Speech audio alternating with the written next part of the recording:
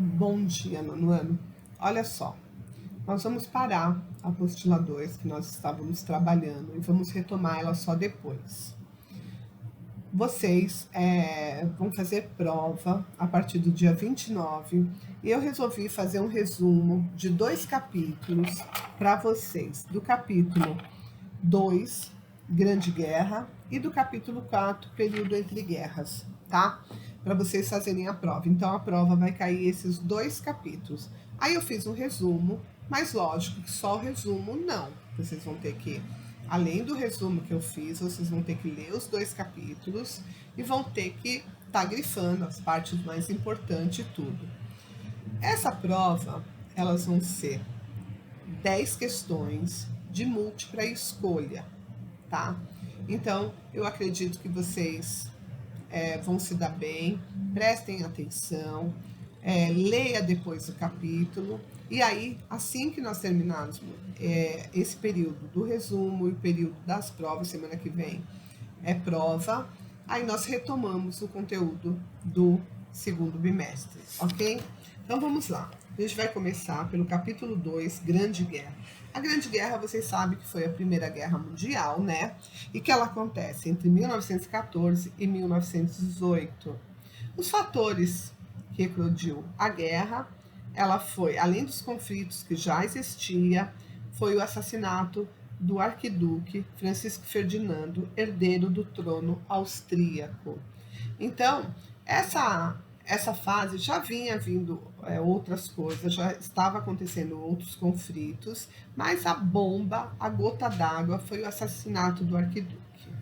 As fases dos conflitos, elas ocorreram pelas ofensivas militares da Alemanha, que invadiu a Bélgica, país neutro, que não tinha nada a ver com isso, com o objetivo de atacar a França.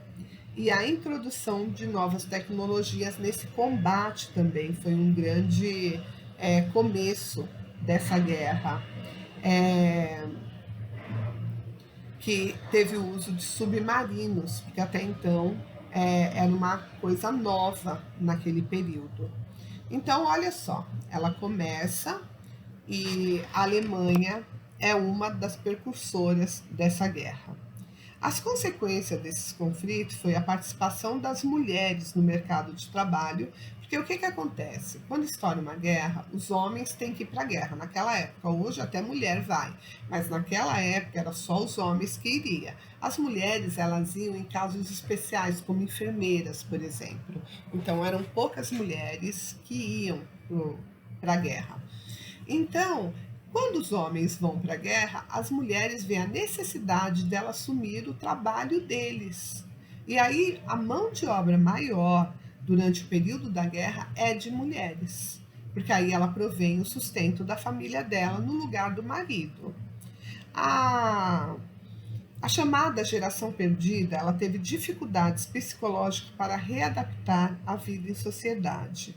O que é isso? Quando você vai para uma guerra e você sofre vários traumas, quando você volta, você tem dificuldade de esquecer aquilo. E aí você revive vários momentos traumáticos que pode desencadear problemas psicológicos, pode desencadear pessoas agressivas e entre outras coisas, vícios, né, como alcoolismo e etc. E a peonização da Alemanha, com a perda de todas as suas colônias, proibia, ela perdeu. A Alemanha, gente, na Primeira Guerra Mundial, ela foi a que mais perdeu nisso tudo. Ela teve todas as colônias dela que ela tinha, ela perdeu.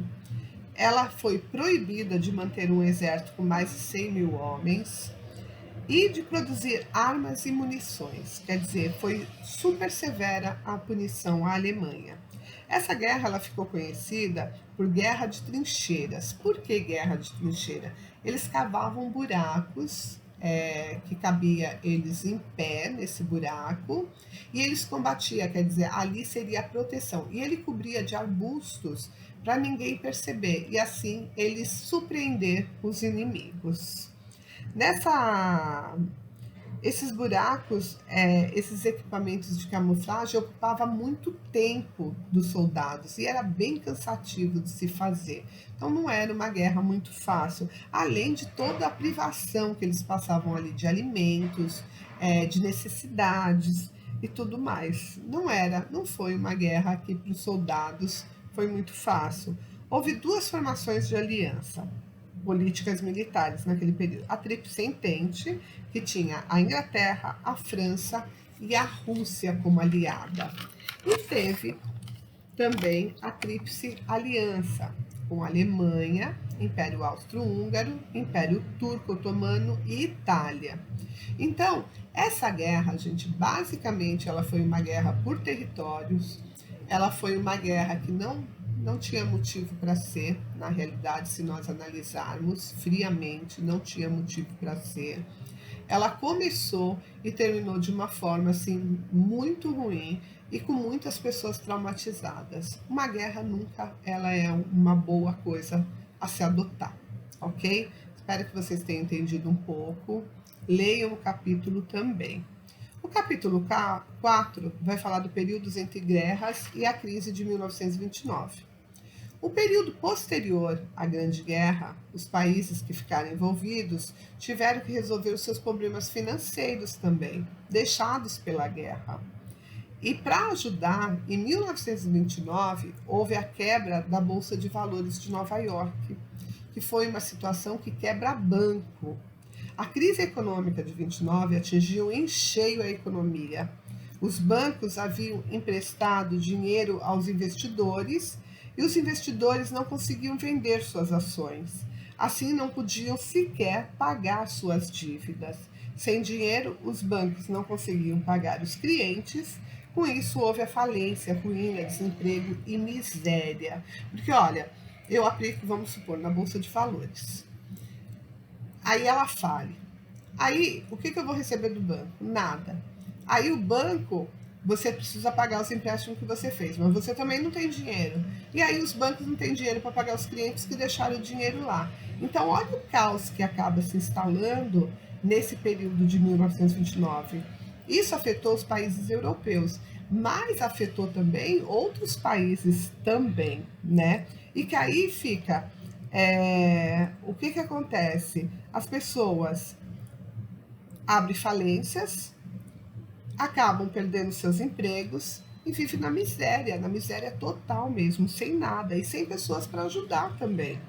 O governo criou um plano New Deal nos Estados Unidos, onde retomou as propostas reformistas da era progressista, implementando um programa inovador da economia e da sociedade. Esse programa ele foi muito importante para a recuperação do país e acabou dando certo. Com isso, o governo ele passa a criar empregos, regular preços de produtos agrícolas, indústrias e reaquecer as atividades econômicas que até então estava tudo parado. Todos estavam na mesma situação, indústrias, bancos, governo, pessoas e assim por diante. Como o plano deu certo, a situação econômica e social estadunidense melhorou assim em algumas regiões do país. Essa crise de 1929 se estendeu a outros países, onde afetou o mundo ocidental, isto é, por todo o mundo capitalista, quer dizer, todos os mundos que era capitalista, que investiam em ações, em bancos, acabaram sendo prejudicados. E olha, tem uma outra coisa, os países menos desenvolvidos, o que eles fazem? Eles geralmente, os bancos, eles compram ações, vamos supor, você investe em ação no banco, e ele investe o dinheiro em ações internacionais, que estão dando muito dinheiro. Com esse investimento, além do banco ganhar muito dinheiro, você também vai ganhar. Quer dizer, lógico que o que ele vai ganhar é muito maior que o seu, porque o investimento dele foi muito maior que o seu. Mas aí você ganha também. Quando acontece a quebra da Bolsa de Valores, o país já vinha numa situação difícil por conta do término da guerra. onde soma vários prejuízos. Porque quando você está numa guerra, o seu país, ele é destruído também. Muitas coisas são destruídas e o governo, a partir daquele momento, ele tem que alavancar dinheiro para reconstruir o país, em primeiro lugar. Depois acontece a queda da Bolsa de Valores de 1929, logo em seguida, quer dizer, são duas quebras. A quebra pela guerra e a quebra pela Bolsa de Valores. Então, onde um país está começando a se reconstruir, e aí veio uma outra quebra, quer dizer, fica muito difícil de você se levantar. É, o Brasil, ele foi afetado muito pouco nesse período. Ele praticamente não teve, porque a Primeira Guerra não foi dentro do Brasil. Então não tinha nada para consertar. As pessoas que foram enviadas e quando o Brasil entra na guerra, quer dizer, não afetaram aqui dentro. E aí, quando quebra a Bolsa de Valores, o Brasil ele não tinha um polo de dinheiro muito alto para investir lá fora. Então, quer dizer que os países subdesenvolvidos acabam sendo pouco afetados por essa crise, mas os países desenvolvidos, a Europa, a América do Norte, esses sim, a Ásia, esses foram mais afetados. Agora, os países menos desenvolvidos foram menos afetados pela crise, ok? Espero que tenha dado uma esclarecida na cabeça de vocês, iluminado algumas ideias. Leia os capítulos novamente, grifem, conforme vocês vão lendo, vai grifando o que vocês acham importante, tá? E a nossa prova vai ser baseada nesses 2 capítulos, tudo bem? Tchau, até semana que vem.